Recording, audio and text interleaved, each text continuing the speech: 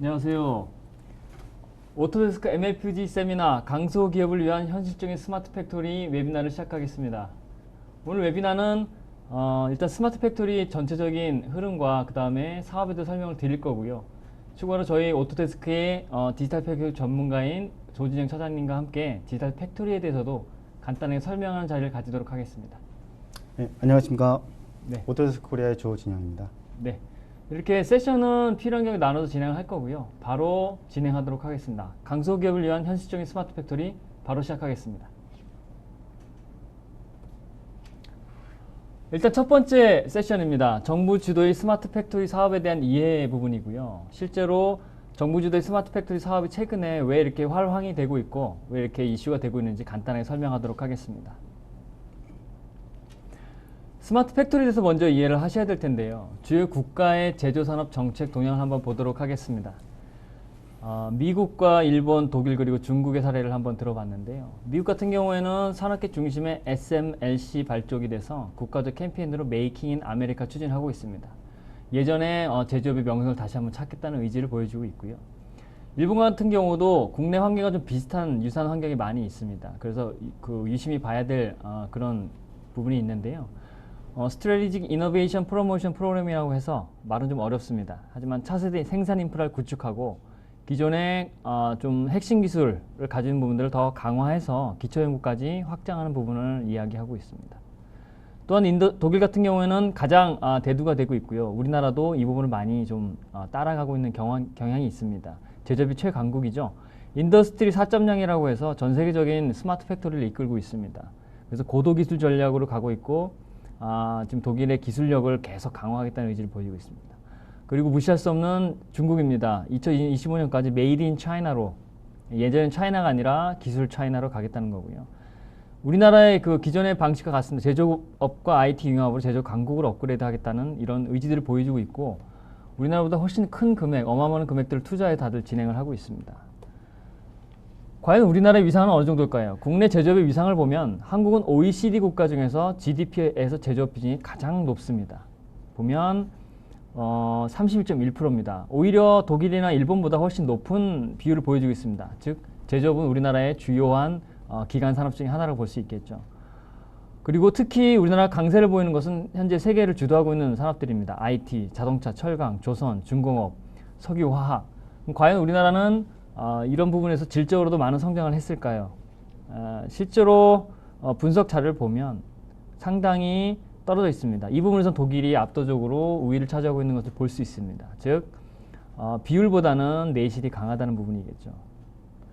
그래서 국내에서도 최근에 이런 부분에 우리나라의 강소기업들, 중견기업들을 지원하기 위한 다양한 프로그램을 내고 있습니다. 그래서 기본 방향을 선정하고 있고요. 3대 전략과 6대 과제를 지정해서 다양한 목표들을 가지고 진행하고 있고요.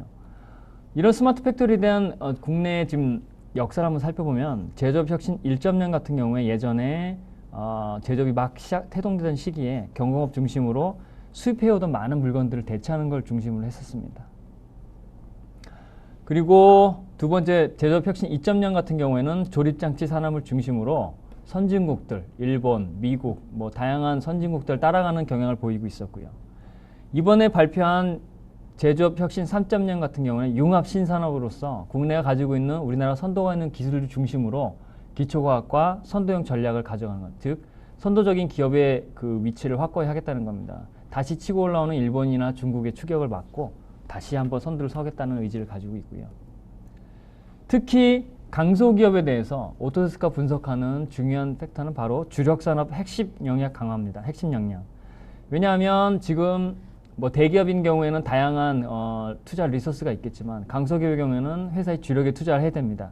즉 회사 가지고 있는 주 자산, 지적 자산에선 투자를 하시고요. 나머지는 외주를 주거나 아니면 외부에서 할 수 있도록 협력사를 키우는 그런 방향을 가셔야 될 겁니다. 이런 부분을 지원하기 위해서 정부에서도 발벗고 나섰습니다. 그래서 스마트 공장 정부 지원 사업 같은 경우에는 지원 분야를 분리를 해서 이 부분에서 회사에 필요한 인프라들, 회사에 필요한 솔루션들을 가져갈 수 있도록 지원하고 있습니다. 공정 운영 관리 가장 핫 이슈가 되고 있는 MES 같은 경우 공정 설비 품질 정보를 ICT를 통해 실시간 모니터링하고 제어 자동화하는 다양한 시스템들, 운영 시스템을 구축하는 솔루션이고요. 제품 개발 관리 같은 경우는 회사의 전체적인 각 부서별 라이프 사이클을 통합해서 제품의 설계, 디자인부터 폐기, 그리고 고객에서 서비스하는 부분, 모든 부분을 통틀어서 하나의 흐름으로 만드는 그런 관리를 진행하고 있습니다. 또 하나 공급망 관리로서 서플라이 체인 매니지먼트 같은 협력사의 공급 망, 그리고 사내의 개발 관리, 그리고 전체적인 제품 관리, 개발 관리 시스템을 구축하는 솔루션들도 지원할 수 있도록 제안하고 있습니다. 그리고 요즘 또 하나 사내의 리소스들도 많이 이슈가 되고 있죠. 유통 물류에서부터 개발까지, 그리고 기업 간 총체적 협업을 지원하는 공급망 관리 시스템입니다. 기업의 리소스는 하드웨어적인 재고나 뭐 다양한 그 금전적인 것도 있겠지만 최근에는 인력이 가장 중요한 비용으로 오르고 있습니다. 그 정부 지원 사업의 프로세스를 보면 사업이 공고되고 계획서, 그리고 체결, 중간 점검하고, 그 다음 운영 보고하고 참가 신청서를 내고 심사, 구축, 점검까지 진행하는 일련의 프로세스를 6개월에서 7개월 사이에 끝내도록 진행이 되어 있습니다. 그렇기 때문에 여러분들이 선택할 수 있는 여지는 솔루션은 많지만 특정한 솔루션을 가지고 여러분들이 빨리 구축하기 위해서는 사내에 그런 준비가 되어 있는 인력도 필요할 거고요. 그런 서비스를 지원할 수 있는 컨설팅 할 수 있는 도와줄 수 있는 업체들도 필요하게 될 겁니다. 오토데스크에서는 이런 부분들을 저희 전문 스마트 공장 협력사를 통해서 무료 컨설팅을 지원하고 있으니 아무 때나 요청을 주시면 될 것 같습니다. 정부가 지원하는 내용들을 간단히 살펴보면 두 가지 정도로 나눌 수 있을 것입니다. 일단 기업에서 50% 정도 비용을 낸다면 정부에서는 이 나머지 50%를 지원하는 형태로 되어 있고요. 정부가 지원하는 금액은 수천만 원에서 1억까지 다양하게 지원을 하고 있습니다. 그리고 지자체별로 다양한 프로그램들이 제공이 되기 때문에 이 부분은 저희 쪽을 통해서 어떤 프로그램들이 적절할지를 한번 찾아보는 것도 도움이 되실 거라고 생각이 듭니다. 자, 스마트 공장 정부 지원 사업을 하면 한 번 받으면 그 다음에 다른 사업을 받기가 어렵습니다. 그렇기 때문에 범위와 선택을 고민해야 되는데요. MES, SCM, ERP, PLM 같은 다양한 범위들이 있기 때문에 당장 어떤 게 필요할지를 고민하시게 될 텐데요. 우리 회사에 당장 필요한 것, 그리고 우리 회사가 가지고 있는 실물 자산, 우리 회사에 현재 우리가 납품하는 고객, 그리고 경쟁사가 어딘지 고민을 하실 텐데요. 정말 스마트 공장, 독일이 생각하는, 그리고 선진국이 생각하는, 우리나라가 생각하는 선진 스마트 공장을 가시려면 더 중요한 것들 생각하셔야 됩니다. 정말이 아니라, 당장이 아니라 정말 우리 회사에 필요한 것들, 그리고 우리 회사가 가진 진짜 자산, 여러분들이 가지고 있는 직원, 여러분들이 가지고 있는 지적 자산, 설계 노하우, 다양한 것들이 되겠죠. 그리고 우리 회사가 납품하는 고객이, 최종 납품하는 고객은 누구인가, 그 고객은 정말 어떤 제품을 기다리는가, 이런 부분들을 생각하셔야 될 것입니다. 마지막으로 우리 회사의 경쟁사를 이기려고 하지 마시고 우리 회사가 가진 롤모델이 어떻게 가고 있는지를 보시고 따라가셔야 될 것입니다. 즉 5년, 10년 후에 우리 회사가 스마트 팩토리를 가지고 어떤 사업을 하고 있을지를 생각하시는 것이 매우 중요하다고 생각이 듭니다. 그래서 강소기업은 현실적인 스마트 공장, 현지소를 본다면 강소기업은 분명히 장점이 있습니다. 조직과 체계가 단순해서 빠른 성장과 유연한 혁신이 가능하기 때문에 인프라를 빠르게 도입하실 수 있고요. 회사 혁신을 이루실 수가 있습니다. 반면에 이런 빠른 프로세스에 비해서 설계자에게 주어진 일이 많습니다. 왜냐하면 부서가 세분화되어 있지 않기 때문에. 그리고 협업이 원활하지 않아서 대규모 프로젝트를 할 때 생산팀, 영업팀, 그리고 설계팀이 협업하기가 쉽지는 않은 구조입니다. 그래서 저희가 제안하는 첫 번째 걸음은 각 팀의 업무에 집중하셔서 설계팀은 설계 도도화, 생산팀은 생산 고도화를 하셔야 됩니다. 회사의 기초 자산을 고도화해서 회사 가진 설계 노하우에 대한 보완을 철저히 하시고 생산팀이 가진 노하우들을 계속 전수하고 확장할 수 있도록 하셔야 됩니다. 그리고 고도화된 자산은 지속적으로 공유하고 재활용해야 됩니다. 회사의 지적 자산은 직원이 나가면 끝나는 것이 아니라 직원이 나가더라도 회사에 보유되고 그 다음에 들어온 사람들이 유지하고 확장시킬 수 있는 그런 시스템이 되어 있어야 됩니다. 그래서 오토데스크가 제안하는 시스템은 디지털 팩토리입니다. 스마트 공장에서 첫 번째 걸음으로는 통합 디지털 시스템을 통한 디지털 팩토리를 강조하고 있습니다. 이 부분에 대해서는 저희 쪽의 디지털 팩토리 전문가인 조진영 차장님이 이 부분을 상세하게 설명하도록 하겠습니다. 잠시 후에 다시 뵙겠습니다. 감사합니다.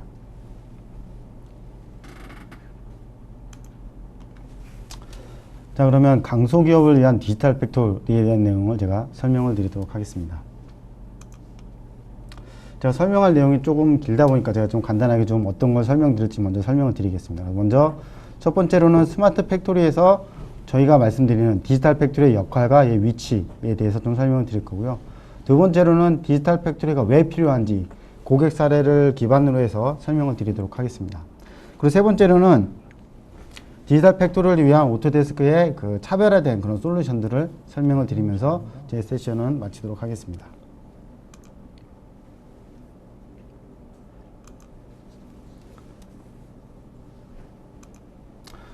자, 스마트 팩토리가 뭐냐고 물어보면 실제로 고객사분들은 다 다르게 답변들을 많이 하시고 가장 많이 말씀하시는 게 저런 공장 자동화, 무인 자동화라든가 아니면 공장 모니터링 쪽에 많은 그 포커스를 하고 계세요. 근데 실제로 저희가 이 스마트 공장이라고 하는 부분의 목적을 한번 살펴볼 필요가 있을 겁니다.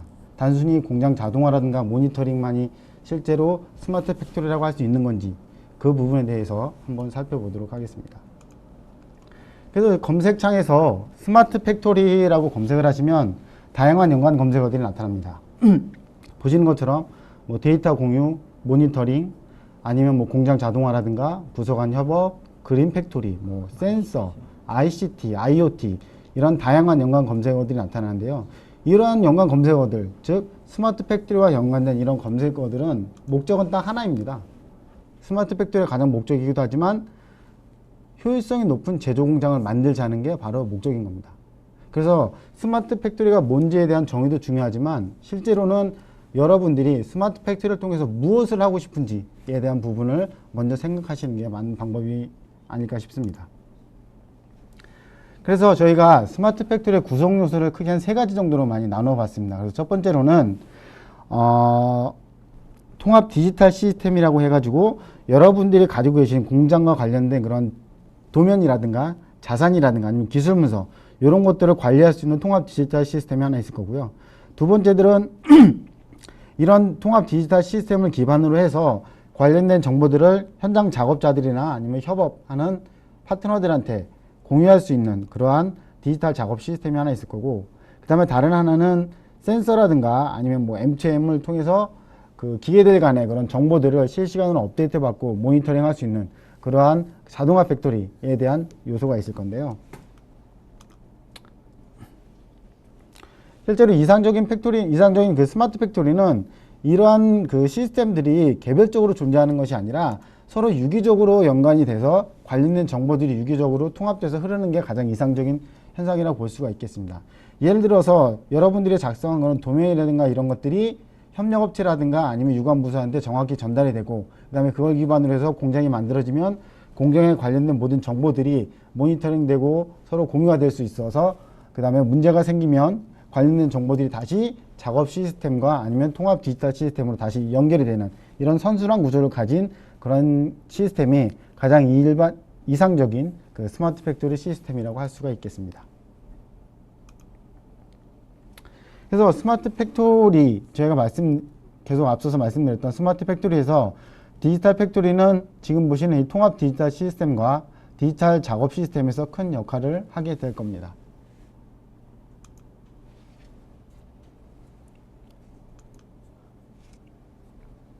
자, 그러면 이번에는 고객 사례로 본 디지털 팩토리의 당위성에 대해서 제가 좀 설명을 드리도록 하겠습니다. 실제로 디지털 팩토리를 구현한 저희 고객사들을 중심으로 해서 왜 필요한지에 대한 내용을 제가 좀 몇 가지를 정리해 봤습니다. 그 5가지를 정리했는데, 첫 번째로는 디지털 팩토리가 가장 필요한 이유 중에 하나는 세일즈 및 마케팅 자료로 활용할 필요가 있다는 거죠. 과거에는 저희가 공장이라든가 이런 것들의 그 수주를 받으러 가기 위해서는 2D 도면을 들고 갔었습니다. 하지만 최근에는 많은 고객사들이 2D 도면이 아닌 3D 도면을 가지고 해서 거기에 플러스 시각화 요소를 더 가미를 해서 정말 실제 공장보다 더 아름다운 형태의 그런 공장을 표현을 해서 수주에 참가하는 그런 사례가 있기 때문에 디지털 팩토리에 대한 요구성이 상당히 많이 있고요. 두 번째로는 빠른 레이아웃을 통해 효율적인 공장 레이아웃을 구성하는 그런 이슈가 있습니다. 그래서 예를 들어서 국내에 있는 공장을 해외에 증축하거나 이전을 해야 되는 경우에 실제로 과거에 있던 공장들의 보다 효율적인 공장을 만들어야 되겠죠. 그러한 것들을 하기 위해서는 사전 시뮬레이션이 필요한데 이러한 것들이 기존의 환경, 2D 기반의 환경에서는 어렵더라는 거죠. 그래서 이런 부분을 3D 디지털 팩토리를 하게 되면 이러한 부분에 있어서도 빠르게 쉽게 구현할 수 있기 때문에 공장 레이아웃을 이상적인 레이아웃을 구성을 할 수가 있겠습니다. 그 다음에 또 다른 이유는 공장 내에서 시설의 변경 내용이 됐을 때 이러한 정보들이 도면 기반에서는 잘 업데이트가 되지 않는다는 부분이 있습니다. 그래서 실제 현장에 가서 보면 처음에 가지고 있던 도면하고 실물하고 다른 경우들이 많이 생기게 되죠. 그러다 보니까 나중에 공장 설비에 대한 유지 보수를 하는 데 있어서도 많은 문제가 생기더라는 거죠. 그래서 이러한 것들을 효율적으로 관리할 그런 시스템이 필요하다라는 것이 많은 고객사들의 요청이었고, 그 요청으로 인해서 디지털 팩토리를 구현한 그런 사례들이 있습니다. 자, 그러면 이러한 사례들을 구체적으로 조금 더 하나씩 살펴보도록 하겠습니다. 첫 번째는 국내 A 중공업 사례인데요. 이 A 중공업 같은 경우에는 아까 서두에 말씀드렸던 것처럼 세일즈 및 마케팅 용도로 디지털 팩토리를 활용한 그런 사례가 되겠습니다. 그래서 이 고객사 같은 경우에는 과거에는 2D 기반의 데이터를 가지고 고객 수주에 참여했었는데 경쟁사들이 3D 정보를 갖고 오더라는 거죠. 그러다 보니까 이 고객사에서는 당연히 디지털 팩토리, 그 다음에 3D에 대한 요구가 있었고, 그걸 기반으로 해서 공장에 대한 모습을 3D를 구현을 해서 수주에 참여를 했었습니다. 그런데 이 부분을 외주 업체에 맡겨서 작업을 하다 보니 시간이라든가 비용적인 부분이 많이 발생하더라는 거죠. 그래서 이 고객사 같은 경우에는 디지털 팩토리를 위해 오토데스크 솔루션을 해서 자체적으로 그 영업 및 마케팅 홍보 영상을 제작을 하고 있습니다. 그래서 이 영상을 가지고 수주에 참여한 결과 기존 대비 뭐 한 30-40% 이상 수주가 물량이 증가했다는 그러한 사례가 있습니다. 자, 그러면 이 고객사에서 만든 자료를 한번 보시겠습니다.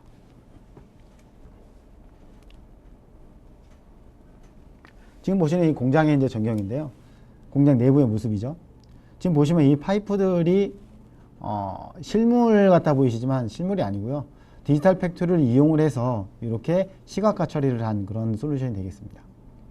그래서 지금 보시면 저런 반사되는 거 이런 것도 보시면 오히려 실제 공장보다 더 실물 같은 그런 모습을 확인하실 수가 있을 겁니다. 그래서 이런 것들을 이용해서 제품에 대한 설명이라든가 이런 것들을 홍보 영상으로 만들어서 그 납품업체에 납품을 하거나 아니면 그 외부에 홍보할 수 있는 마케팅 자료로도 활용한 그러한 사례가 되겠습니다.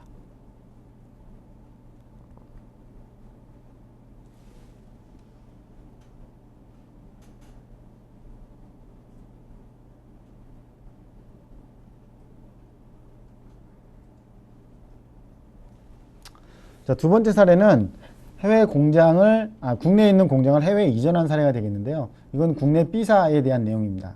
그래서 이 고객사 같은 경우에는 기존에 있던 설비를 증축을 해서 해외에 설치를 해야 되는데 설치하려고 하다 보니 공장에 변경된 내용이 너무 많더라는 거죠. 공장에 대해 변경된 내용도 많고 그에 관련된 문서라든가 도면이라든가 이런 것들 찾기가 어려웠습니다. 그리고 그 증축을 해서 공장을 해외에 지어야 되는데 기존 환경보다는 조금 더 효율적인 공장을 만들어야 되는 거죠. 그래서 그런 부분을 기존의 2D 기반으로 해서 레이아웃을 배치하고 하다 보니까 실제로 원하는 그러한 결과물을 얻을 수가 없었다는 거죠. 그래서 이 고객사 같은 경우에는 이러한 공장을 기반으로 해서 3D 디지털 팩토리를 구현을 했고요. 3D 디지털 팩토리를 이용을 해서 해외에 공장을 증축을 했고 협력업체와의 그런 커뮤니케이션도 원활하게 해서 공기를 단축한 그런 사례가 되겠습니다. 그래서 아까 앞에 보셨던 것처럼 과거에 이런 형태의 그런 공장 레이아웃이었다면 현재는 이런 형태의 공장을 구현을 해서 이걸 기반으로 해서 공장을 증축을 하고 이 공장에 관련된 효율적인 그 생산이 되도록 라인 배치라든가 아니면 뭐 냉각이라든가 난방비라든가 이런 것들을 사전 시뮬레이션을 해서 좋은 결과를 낸 그러한 두 번째 사례가 되겠습니다.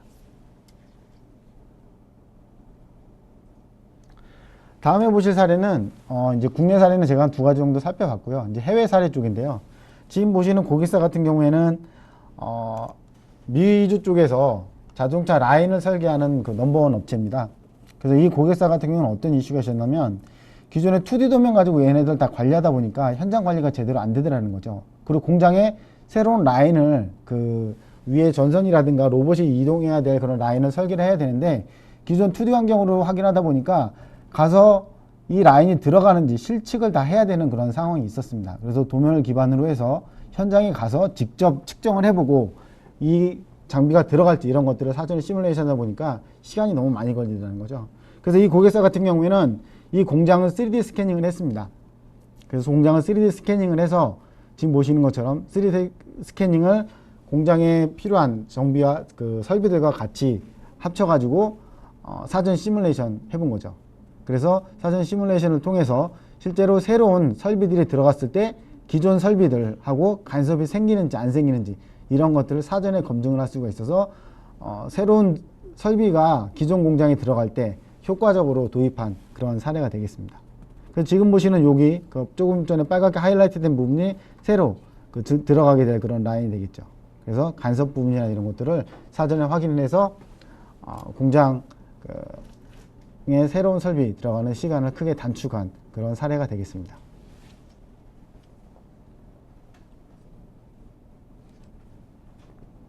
자, 그래서 디지털 팩토리에 그 도입된 사례를 3가지 정도 살펴봤고요. 더 많은 사례들이 있지만 오늘 시간에서 이 정도만 설명을 드리고, 이 고객사들 아니면 오토데스크 솔루션을 이용을 해서 디지털 팩토리를 구현한 그 고객사들의 그런 도입 후 성과를 보면, 첫 번째로는 그 수주 물량이 증대가 됐다는 거죠. 아까 말씀드렸던 것처럼 3D 디지털 팩토리를 이용을 해서 홍보나 마케팅 영상을 제작을 해서 납품을 하다 보니까 이 부분에 있어서 수주에 긍정적인 효과가 나타나서 수주 물량이 많이 증대가 됐고요.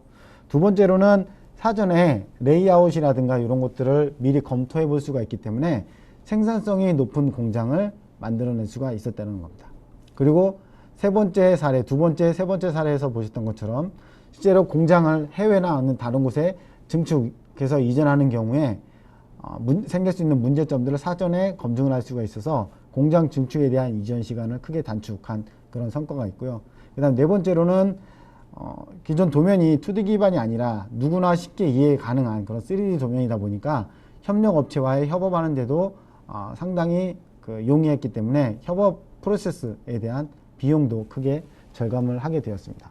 그리고 마지막으로는 가장 중요한 것 중에 하나이지만 고객사에서 실제로 본인들이 관리해야 되는 그런 지적 자산들을 데이터 관리 솔루션을 이용해서 관리를 함으로써 지적 자산이 계속적으로 축적이 되었고요. 그 다음에 기존에 사용했던 이런 지적 자산에 대한 재활용률이 크게 증가한 그러한 성과가 있었습니다. 자, 이렇게 해서 디지털 팩토리의 그 도입 성과에 대한 부분을 좀 살펴봤습니다. 자, 그럼 이번에는 이 디지털 팩토리를 구현하기 위한 오토데스크의 그런 차별화된 기능 솔루션들을 좀 살펴보도록 하겠습니다. 일단 오토데스크 솔루션 중에 다양한 그런 그 3D 디지털 팩토리를 지원하는 그런 솔루션들이 있는데, 그 중에서 제가 여러분들한테 도움이 될 만한 한 5가지 정도만 일단 추려봤습니다. 그래서 각 솔루션에 대한 내용을 설명을 드리고 실제로 얘가 어떻게 구동이 되는지 영상을 통해서 한 번 더 확인을 시켜드리도록 하겠습니다.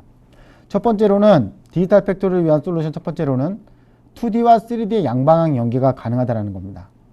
실제로 디지털 팩토리를 구현하는 데 있어서 많은 고객사들이 어려움을 겪는 부분 중에 하나는 기존의 2D 환경에 익숙해 있기 때문에 이 2D를 어떻게 3D로 만들 거냐 라는 부분에 가장 문제점들이 많다고 생각을 하시는데, 그런 부분에 있어서는 절대 걱정을 안 하셔도 되는 게, 오토데스크는 2D 기반의 설계와 3D 기반의 설계를 동시에 지원을 하기 때문에 여러분들이 익숙한 환경인 2D 환경으로 공장 레이아웃을 설계를 하시던, 아니면 3D가 익숙한 사용자가 3D로 공장 레이아웃을 설계를 하시던 이 데이터들이 서로 양방향 호환이 가능합니다.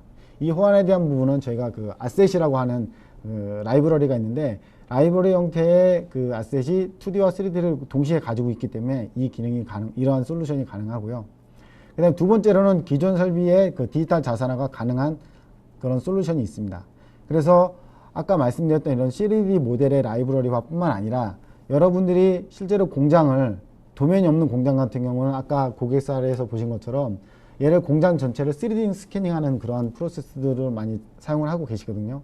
그런 경우에 3D 스캐닝한 이런 데이터들도 여러분들의 공장 자산으로 디지털화 할 수 있는 그런 솔루션도 오토데스크에서 제공을 하고 있습니다.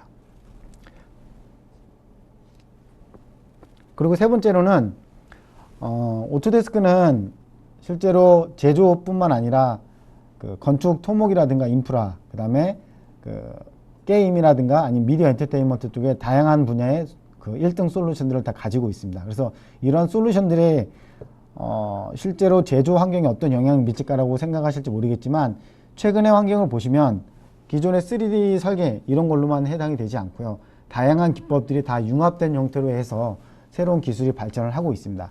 그 부분에 있어서는 오토데스크가 가장 강점을 많이 가진 회사라고 제가 감히 말씀드릴 수가 있을 거고요. 그래서 이 대용량 데이터 핸들링에 대한 부분도 오토데스크에서 아주 훌륭한 솔루션을 가지고 있습니다. 그래서 기존의 빌딩이라든가 이런 토목이라든가 이런 데들은 실제로 데이터 양이 어마어마하게 크거든요. 그래서 이러한 것들을 3D 상에서 핸들링하는 게 되게 쉽지 않기 때문에 오토데스크에서는 이러한 것들, 이러한 큰 데이터들도 쉽게 핸들링 하실 수 있는 그러한 솔루션을 가지고 있습니다. 그 다음에 네 번째로는 설계 및 검증 시뮬레이션인데 실제로 오토데스크는 시뮬레이션에 대한 그런 솔루션도 많이 보유를 하고 있습니다. 그래서 연류동이라든가 이런 것들을 해석할 수 있는 솔루션도 가지고 있고요. 그 다음에 복합재라든가 아니면 실제로 사출 성형 해석이라든가 구조 이런 것들을 해석할 수 있는 다양한 시뮬레이션들을 가지고 있기 때문에 이러한 시뮬레이션 솔루션을 통해서 여러분들이 디지털 팩토리를 만드시는 데 큰 도움을 드릴 수가 있을 것 같고요. 그 마지막으로는 저희가 가상화 환경도 지원을 합니다. 그래서 VR이라든가 AR이라든가 이런 그 증강현실이라든가 가상현실 이러한 부분도 지원을 하고 있고요. 지난주에 아마 저희 쪽에 가상 그 현실에 대한 그 세미나를 아마 들으신 분이 계시겠지만 실제로 이 가상 환경을 여러분들의 제조 현장에도 접목을 시킬 수가 있습니다. 이게 오토데스크 솔루션이기 때문에 가능한 게 되겠습니다. 자, 그러면 앞서 설명드렸던 저희들의 그 2D, 3D의 그 양방의 연기에 대한 내용을 어떻게 구성이 되는지 한번 설명을 드리도록 하겠습니다. 지금 보시는 공장 레이아웃 같은 경우는 여러분들의 가장 익숙한 환경이 2D로 작업이 되어 있죠. 그래서 이러한 2D 작업도 여러분들이 일일이 다 그리시는 게 아니고 지금 오른쪽에 보시면 어셋 브라우저라고 있습니다. 이 어셋이라고 하는 게 저희 라이브러리 같은 건데요. 지금 보시는 것처럼 라인에 저희가 그 롤러를 하나 설치를 할 겁니다. 그래서 실제 이송대를 설치를 할 거고요. 설치하는 방법도 간단합니다. 그래서 그냥 라인을 쭉 그려서 설치하시면 되고, 그 다음에 실제로 이 현장을 한번 둘러볼 수 있는 그런 플랫폼도 하나 설치를 하고, 그 다음에 설비들이 올라갈 그런 그 받침대들도 여기에 설치를 합니다. 설치하는 방법은 지금 보시는 것처럼 어셋에서 필요한 것들을 선택해서 드래그해서 배치하는 방식으로 배치를 하실 수 있기 때문에 실제로 아주 쉽게 작업하실 수가 있고, 2D CAD에서 싱크라는 버튼만 눌러주시게 되면 이렇게 3D로 자동으로 형상들이 업그레이드가 됩니다. 업데이트가 됩니다. 업그레이드가 아니라 업데이트가 돼서 이렇게 3D 디지털 팩토리를 아주 쉽게 구현을 하실 수가 있고요. 이 쉽게 구현이 가능한 이유는 아까도 말씀드렸던 이 라이브러리라는 부분이고요. 이 라이브러리를 통해서 여러분들은 3D든 2D든 여러분들이 익숙한 환경으로 디지털 팩토리를 구현을 하실 수가 있습니다.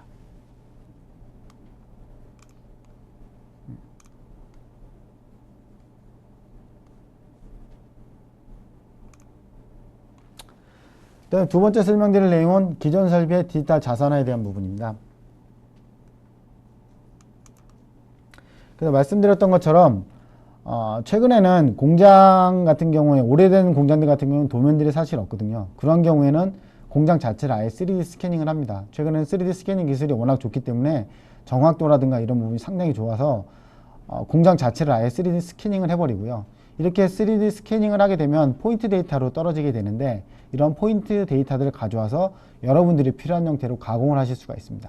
그래서 지금 보시는 것처럼 불필요한 부분들은 다 빼버리고 공장 내부의 전경들만 가져와 가지고 작업을 하실 수가 있고, 이러한 데이터들을 여러분들의 자산으로 데이터 관리 시스템에 등록을 시켜서 실제 설계에 활용을 하실 수가 있습니다.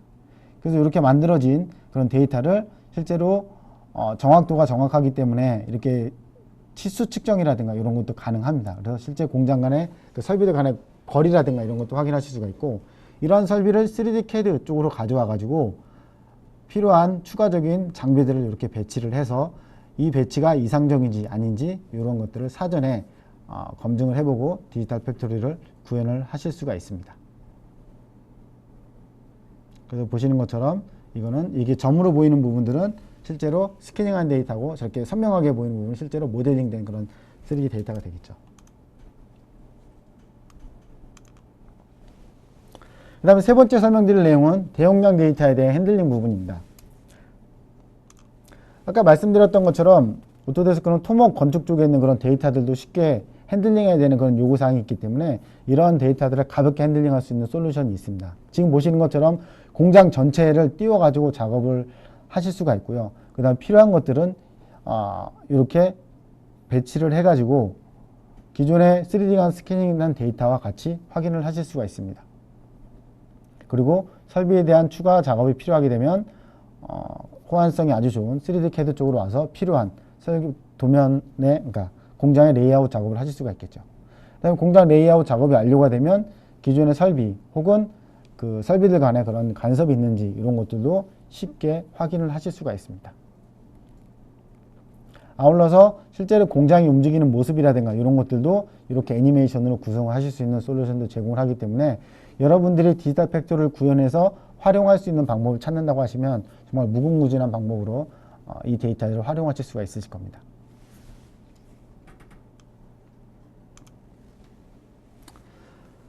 자, 다음에 네 번째로 설명드릴 부분은 설계 검증과 시뮬레이션에 대한 부분이 되겠습니다. 저희 오토데스크 솔루션에서는 4D 시뮬레이션도 지원을 하고 있습니다. 4D 시뮬레이션이라고 하면 실제로 공장이 증축이 되거나 공장이 증축되는 경우에 단계별로 어떠한 그 마일스톤에 의해서 움직이는지를 실시간으로 시각적으로 확인하실 수가 있습니다. 그래서 뭐 첫 주 차에는 어떤 부분이 완성이 되고 둘째 차에는 어떤 부분이 완성이 되고 이러한 것들을 시간에 따라서 시뮬레이션 해보실 수가 있기 때문에 공장 그 증축에 대한 스케줄링을 하실 수가 있고 협력업체와의 그런 그 커뮤니케이션 능력도 크게 향상을 시키실 수가 있습니다. 그리고 실제 공장에 들어가서 공장의 전경이 어떻게 보이는지, 그래서 아까 보셨던 저 플랫폼이 제대로 위치에 되어 있는지 이런 것들도 사전에 검증을 해보실 수가 있습니다. 그래서 지금 보시는 것처럼 그 기존의 설비를 저기다가 다시 가져와 가지고 확인하실 수가 있겠죠. 그다음 이 경우는 저 크레인을 추가로 설치한 건데 크레인의 움직임에 따라서 기존 설비와 간섭이 있는지 없는지도 여기서 확인하실 수가 있겠죠. 그래서 간섭된 결과를 이렇게 리포트로 뽑아주게 되고요. 여러분들은 간섭된 부분을 하이라이트해서 이렇게 확인하실 수가 있습니다.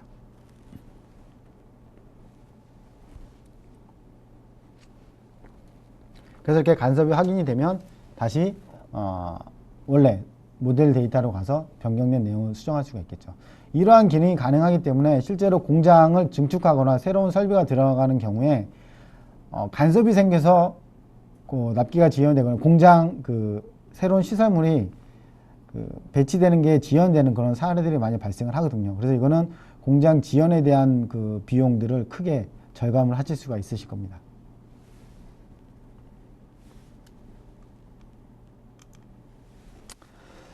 그 다음에 이제 그 3D 디지털 팩토리가 또 건설이 되고 그 구현이 되면 그 시뮬레이션을 해보실 수가 있는데 이번에 보실 내용은 그 데이터 센터, 실제로 많은 그 열이 발생하는 데이터 센터에 대한 그 사전 시뮬레이션 결과입니다. 그래서 이런 데이터 센터 같은 경우에는 열 유동에 대한 부분이 상당히 중요하고 냉각에 대한 성능이 상당히 중요하게 됩니다. 그래서 결국 이게 공장을 그 데이터 센터 유지하는 그 유지비하고도 연결이 되는데요. 3D 디지털 팩토리가 구현이 되면 그런 열 유동이라든가 아니면 CFD 해석을 통해서 그 데이터 센터의 열 분포가 어떻게 되는지 사전에 확인해 보실 수가 있고 실제로 그 열 배기라든가 아니면 찬 공기가 어떻게 이동을 하는지 그 다음에 냉각이 어떻게 되는지 이런 것들을 사전에 시뮬레이션 해 보실 수가 있기 때문에 시뮬레이션을 통해서 최적화된 그런 그 냉각 효율을 가지는 데이터 센터를 설계한 그런 사례도 있고요. 이런 것들을 통해서 여러분들은 단순히 그 생산성이 높은 공장뿐만 아니라 그 공장의 유지 비용을 절감할 수 있는 그런 공장들도 쉽게 만드실 수가 있습니다. 그 다음에 마지막으로는 가상화 환경인데요. 지금 보시는 것처럼 오토데스크에서는 그 증강현실과 가상현실을 동시에 지원을 하고 있습니다. 그래서 증강현실하고 가상현실이 약간 좀 차이가 좀 있겠지만 그 차이는 제가 조금 설명드리기가 시간 관계상 그렇고 한번 그 검색창에서 보시면 차이를 아마 잘 설명해 주실 겁니다. 그래서 이 가상환경에 대한 부분도 오토데스크에서 지원을 하고 있기 때문에 실제로 이런 그 건축물 같은 경우에도 내가 건축물에 실제 들어가는 모습을 확인하실 수가 있고 아니면 내가 이렇게 들어가서 확인하는 부분을 캡처하는 그런 기능들도 제공을 하고 있습니다. 그래서 실제 그 건축물이라든가 아니면 공장에서 이런 가상 환경을 통해서 실제로 공장에 들어가 있는 것처럼 그런 그 내용을 확인하실 수가 있고, 경우에 따라서는 이렇게 불필요한 그런 그 시설물들을 이렇게 제거하는 기능도 실제로 공장 가서 하는 게 아니라 가상현실을 통해서 하실 수 있는 기능들을 제공을 하고 있습니다. 그래서 이런 부분들이 오토데스크 솔루션으로 다 구현이 가능하기 때문에 여러분들의 디지털 팩토리가 구현이 된다라고 하시면 이렇게 다양한 용도로 활용을 하실 수가 있으실 것 같습니다. 자, 이렇게 해서 제가 디지털 팩토리를 위한 오토데스크의 그런 그 특징적인 솔루션을 한 5개를 좀 설명을 드렸습니다. 어떠신가요? 지금 저희 쪽 솔루션을 보시면서 당장 여러분들 공장도 디지털 팩토리를 해야겠다는 생각이 많이 드실 거라고 생각이 들고요. 실제로 이제는 여러분들이 머물러 계실 게 아니라 실제로 디지털 팩토리로 전환하실 그런 시점이 충분히 와 있습니다. 기술적으로도 그렇고. 그래서 과거에 이런 방식의 그런 그 공장을 설계를 하셨다고 하면 이제는 이렇게 공장을 설계를 하셔야 될 거라고 봅니다. 자, 그래서 디지털 팩토리를 위한 그런 그 시작으로서 저희가 통합 디지털 시스템, 실제로 여러분들의 자산이라든가 데이터들을 관리를 하고 협력업체와 협업 혹은 유관부서와 협업할 수 있는 이런 것들을 가능하게 해주는 통합 디지털 시스템을 저희는 디지털 팩토리의 가장 첫 번째 단계라고 말씀을 드릴 수가 있겠고요. 이 부분에 대해서는 다시 차준호 부장님께서 자세하게 설명을 드리도록 하겠습니다. 네, 안녕하세요. 차준호입니다. 디지털 팩토리 설명 잘 들으셨죠?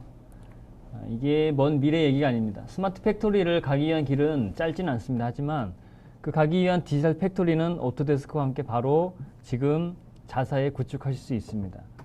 그리고 이런 디지털 팩토리를 구축해서 설계팀은 설계, 그리고 영업팀은 영업, 생산팀은 생산에 집중하게 되면 팀 간의 협업, 그리고 팀 간이 협업하기 위해서 필요한 리소스들의 변환, 그리고 관리, 이런 것들은 누가 해야 될까요? 전문 인력을 또 도입을 해야 될까요? 그렇지 않습니다. 그런 것들을 지원하기 위한 청소부, PDM이 있습니다. PDM은 여러분들의 편의를 돕기 위한 시스템입니다. 실제로 디지털 팩토리 혹은 스마트 팩토리로 가게 되면서 협업을 위한 솔루션으로 PDM을 많이 도입하고 있습니다. 하지만 업무의 확장에 따라서 PDM의 기능도 예전에는 설계팀 내에서만 썼다고 하면 지금 많이 확장되어 가고 있습니다. 그래서 예전에 검색이라든가 재사용, 그리고 협업 이런 목적으로 썼던 것이 이제는 회사 내 컴플라이언스 혹은 이력 관리, 프로세스 관리, 그리고 사용자 편의성과 CAD 통합, 그리고 다국어 지원과 보안 관리, 시스템 통합과 운영 확장 등을 통한 해외 사무소라든가 아니면 고객사의 기술 이전이라든가 다양한 용도로 지금 쓰이고 있습니다.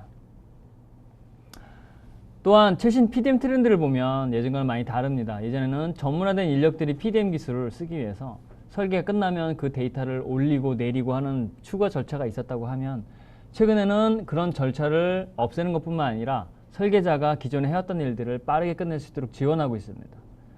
즉 사용자의 인터페이스를 매우 편리하게 만들어가고 있습니다. 예전에는 메뉴에 들어가서 파일, 메뉴에 들어가서 어떤 메뉴를 선택해 작업을 했다고 하면 지금은 설계하는 오브젝트 혹은 설계하는 파트 혹은 설계하는 어셈블리에 대해서 오른쪽 버튼을 클릭하거나 혹은 그것을 클릭했을 때 필요한 정보가 나오고 필요한 메뉴들을 제공하기 때문에 설계자가 만든 것들을 다른 팀들이 공유하거나 아니면 이 부분들을 변환하는 데 있어서 빠른 시간에 해결할 수 있도록 지원하고 있습니다.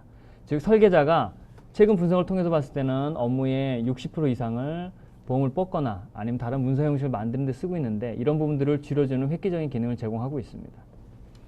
또 파레토 2080 법칙 잘 아시죠?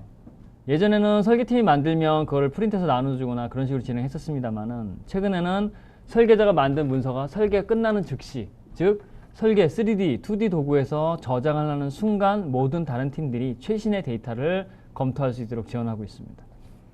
왜냐하면 설계도가 2장이 나온다고 하면 여기에 동영상, 그림 혹은 일반 문서들이 붙는 비율이 8, 설계자가 2명이라고 한다면 이 설계자가 만든 도면을 봐야 되는 사람이 8명, 이런 식으로 파레토 룰이 적용되기 때문에 이 부분들을 해결할 수 있는 시스템이 사내에 꼭 필요하게 되어 있습니다.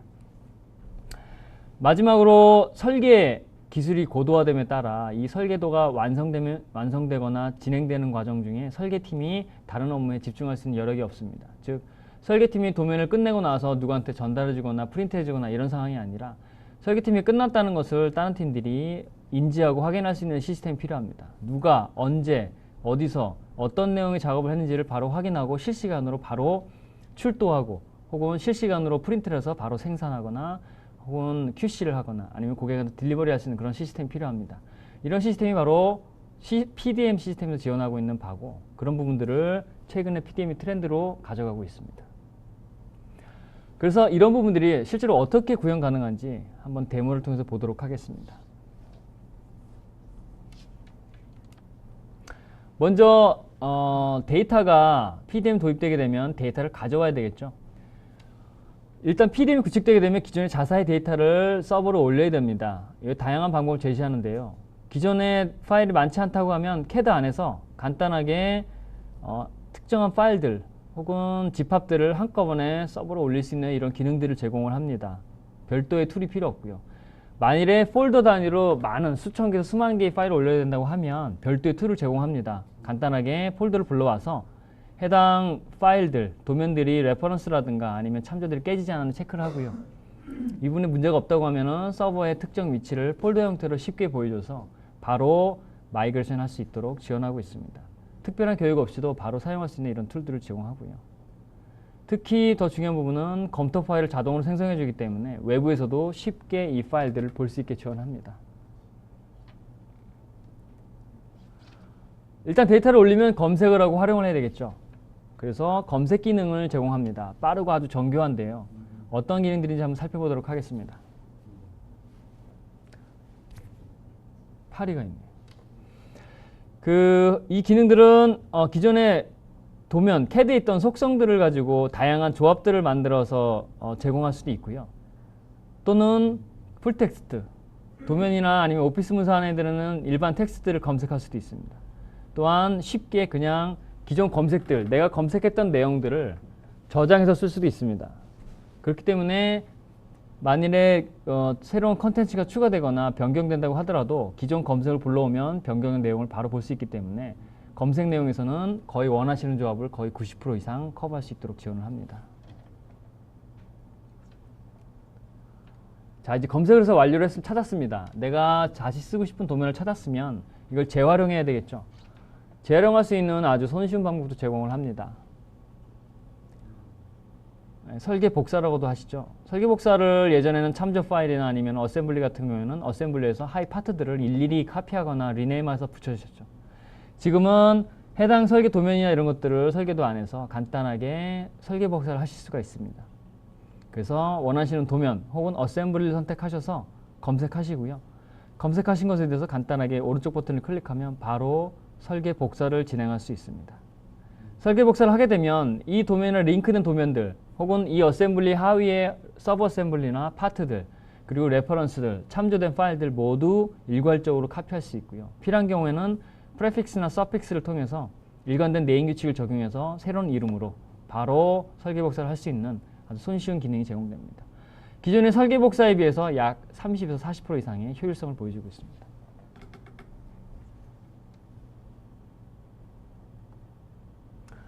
또한 이렇게 지속적으로 설계들이 진행되고 새로 업데이트되고 리비전이 관리되다 보면 이력 관리가 필요합니다. 이력 관리는 손실을 방지하기 위해서도 사내의 다양한 모델을 관리하기 위해서도 필요한데요. 이런 이력 관리도 손쉽게 제공됩니다. 설계자가 CAD 혹은 3D CAD 안에서 2D, 3D CAD 안에서 작업을 하고 저장을 하는 순간 서버에는 새로운 버전이 계속 업데이트됩니다. 이 버전에는 어떠한 부분이 누가 언제 그리고 어느 부분을 수정했는지 확인할 수 있고 실제로 저희 도구안에서는 이 도면들을 따로따로 열어서 버전별 상위점을 비교하고 그 다음에 체크해서 어떤 부분이 바뀌었는지 볼 수 있습니다. 그래서 아까 말씀드린 것처럼 설계팀이 설계를 끝내는 순간 다른 팀에서는 여기 접속해서 생산팀에서는 출도가 됐는지 확인할 수 있고요. 출도 프로세스 상태라면 바로 프린트를 해서 생산에 들어갈 수 있다는 것을 의미하기 때문에 별도의 전화를 걸거나 혹은 메신저를 치거나 메일을 보내는 그런 행위는 필요 없어졌습니다. 즉 사용자가 직접 스스로 원하는 시간에 확인할 수 있는 그런 기능들을 제공을 하게 되어 있습니다.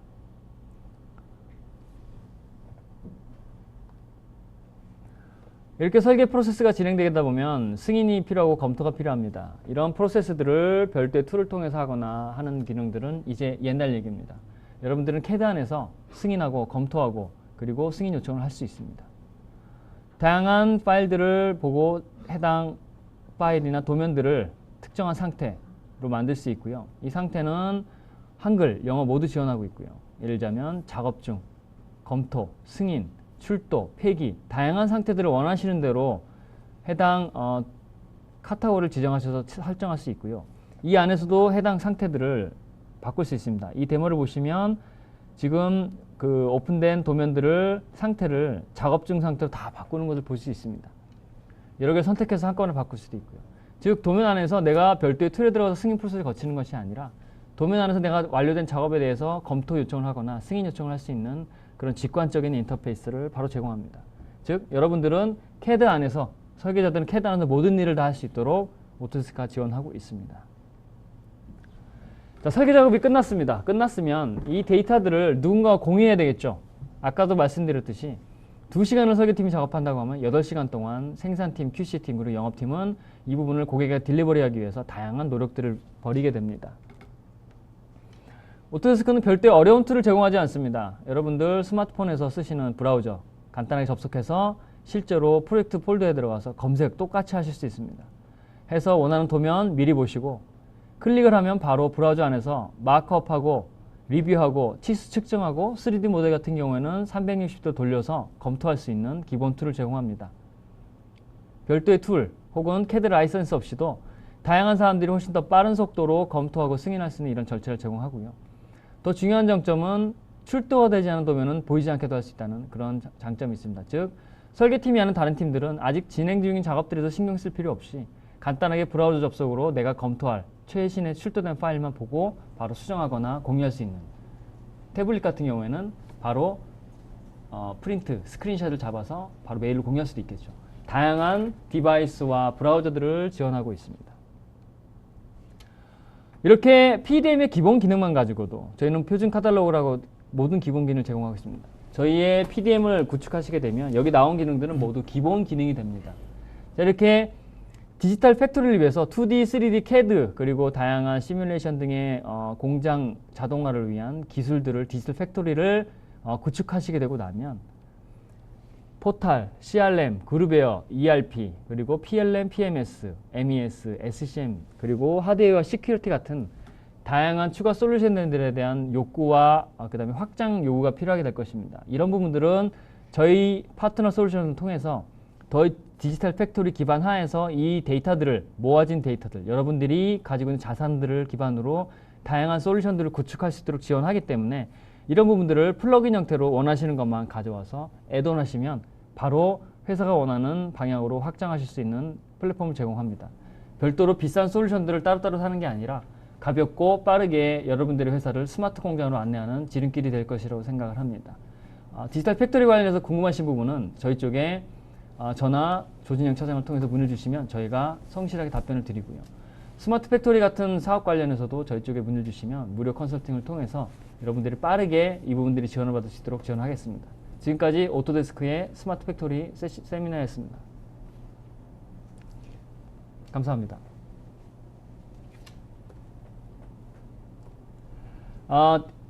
지금 시간이 12분 정도 남았습니다만은 Q&A를 가질 테니까요. 질문들이 있으면은 질문해 주시면 저희 쪽에서 답변자들이 이 부분들을 모아서 답변을 드리도록 하겠습니다.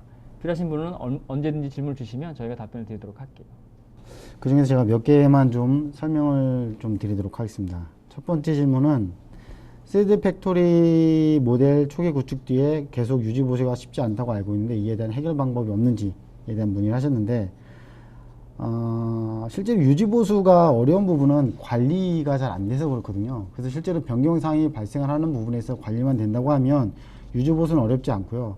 실제로 3D 팩토리에 대한 저희 아셋 라이브러리 같은 경우에는 저희 솔루션 한번 보신 분은 아시겠지만 정말 어마어마한 양의 라이브러리를 제공을 하고 있고요. 그 다음에 추가적으로 제품이라든가 이런 설비나 이런 것들을 만드는 고객사에서도 그 홍보를 목적으로 해서 데이터들을 다 자산 형태로 올려주기 때문에 이러한 데이터들을 다 활용하실 수가 있기 때문에 아마 고객사에서 특별히 새로 만드시는 아니면 특수한 그런 공장의 설비들이 아닌 이상은 저희 라이브러리를 통해서 다 확인하실 수가 있기 때문에 실제로 유지보수에 대한 부분도 크게 염려가 없으실 거라고 생각이 됩니다. 근데 답변이 되셨는지 모르겠네요. 그다음에 두 번째 질문은 물류 분석 시뮬레이션을 위한 오토데스크의 솔루션이 있는지를 여쭤보셨는데, 실제로 물류 분석에 대한 솔루션은 여러분들도 아시겠지만 되게 고가의 그런 비용이고요. 실제로 많은 고객사들이 도입을 했지만 제대로 활용하시지는 못하는 경우들이 많이 있습니다. 그 오토데스크에서도 이런 물류 분석 관련된 시뮬레이션 솔루션이 있고요. 실제로 이 솔루션은 그런데 말씀드리는 것처럼 전문 물류 분석 솔루션은 아니고요. 설계자 레벨에서 기본적으로 그런 장비라든가 이런 것들의 고장률이라든가 아니면 장비의 그 전력이라든가 아니면 장비의 생산 능력이라든가 이런 것들을 기입을 하게 되면 그걸 기반으로 해서 분당 몇 개의 생산이 되는지, 그 다음에 실제로 라인에서 어떠한 장비, 어떠한 설비 쪽에 그런 부하가 많이 받는지 이런 것들을 설계자 레벨에서 그 시뮬레이션 할 수 있는 프로세스 어널리시스라고 하는 솔루션을 제공을 하고 있습니다. 그 다음에 오토캐드 2D 환경에서도 기본적으로 그런 그 자재 동선이라든가 이런 걸 기반으로 해가지고 실제로 그 전력 사용량이라든가 이런 것들을 간단히 시뮬레이션 해볼 수 있는 기능도 제공을 하고 있습니다. 그 다음에 세 번째 질문은 해외 공장 이전이 완료되어 증설하려는데 현지에서 그대로 사용할 수 있는지, 별도 라이센스를 구입해야 하는지라고 물어보셨는데, 이건 아마 저희 라이센스 정책과 관련된 부분인 것 같아요. 근데 실제로 저희 라이센스 정책이 최근에 좀 많이 바뀌신 건 알고 계실 거라고 생각이 들고요. 해외 사용에 대한 부분은 여러분들이 단기간으로 출장에 가시거나 하는 경우에는 사용하실 수 있는 부분이고요. 해외에서 국내에 있는 라이센스를 사용할 수 있느냐 없느냐는 그 회사 내 법인과 관련된 부분이 있습니다. 그러니까 그 파이낸스적인 부분이 있기 때문에 이 부분은 저희 쪽에 상세하게 문의해 주시면 저희 영업 담당과 파이낸스 팀을 통해 가지고 정확히 확인해서 답변을 해 드리도록 하겠습니다. 또 다른 그 Q&A 질문이 하나 있는데 이 부분은 차준호 부장께서 질문과 답변을 해 주시도록 하겠습니다. 네, 안녕하세요. 차준호입니다. 방금 질문이 하나 들어와서 답변 잠깐 제가 자리에 앉았는데요. 질문 내용은 A360, 오토데스크가 얘기하는 오토데스크 360과 볼트의 차이점이 있다면 어떤 게 있는지 질문을 주셨습니다. 상당히 날카로운 질문 같은데요. 간단히 설명드리겠습니다. A360, 저희 오토데스크 제품 중에 360이 붙는 것은 360도 아무 때나 접속할 수 있다는 뜻입니다. 그래서 360이 붙은 것들은 클라우드 솔루션입니다. 그래서 실제 건축 쪽이나 아니면 미디어 쪽, 그리고 그 산업에서도 현장 쪽은, 제조 쪽에서 현장 쪽은 이 솔루션들을 쓰고 있는, 예를 들면 태블릿이라든가 스마트폰 같은 걸 가지고 클라우드로 디바이스 상관없이 접속할 수 있는 이런 서비스고요. A360 같은 경우에는 대부분의 저희 CAD 제품에 A360 애드인이 붙어 있습니다. 그래서 저희 제품에서 나온 산출물들을 간단하게 클라우드에 올리고 공유하고 미리 보고 할 수 있는 기능들을 제공하는 제품입니다. 저희 제품에 멤버십에 참여하신 분들은 대부분 기본적인 용량을 가지고 있는 걸로 알고 있습니다. 그래서 이 부분들은 웹하드가 다양하게 공유될 수 있도록 하는 걸로 보시면 될 것 같고요. 볼트 같은 경우에는 좀 다릅니다. 볼트 같은 경우에는 현재 서버를 구축해서 진행하게 되어 있고요.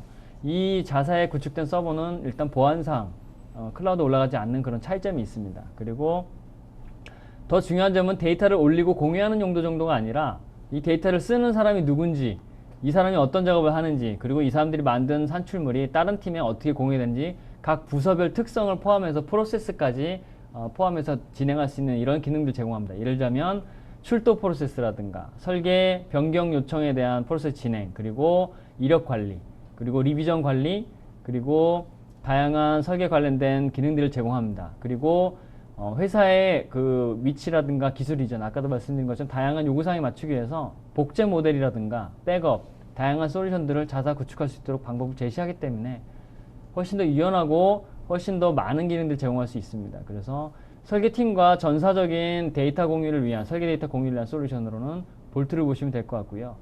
CAD 데이터에 대한 언제 어디서나 가지고 다니면서 내가 주변에 작은 소그룹 단위로 공유해서 미디어들을, 그 도면이나 파일들을 보고 공유하고, 그 다음에 CAD에서 바로 작업할 수 있는 부분들은 A360이라고 보시면 될 것 같습니다. 두 솔루션 다 서로 완충적인 작용을 하고 있습니다. 네. 자, 이상으로 Q&A 세션을 모두 마치고요. 오늘 그 오토데스크 MFG 웹이나 강소기업을 위한 현실적인 스마트 팩토리 세션을 마치도록 하겠습니다. 감사합니다. 감사합니다.